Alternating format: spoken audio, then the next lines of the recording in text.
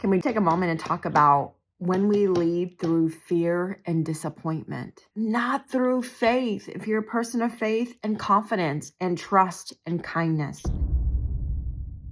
fear based leading is a trap. It's a trap for a leader that clouds every decision that we make because we're afraid of the outcome. We're afraid of rejection. We're afraid of failure. We're afraid of abandonment and somebody abandoning the mission. But it also clouds our decisions that we make. It actually takes an act of courage to evaluate ourselves and see that we're making fear-based decisions or disappointment-based decisions, and be willing to operate in faith and courage and trust the people around us to make those wise decisions that are not clouded by past failures or past disappointments. Step into the space today and let's have a conversation.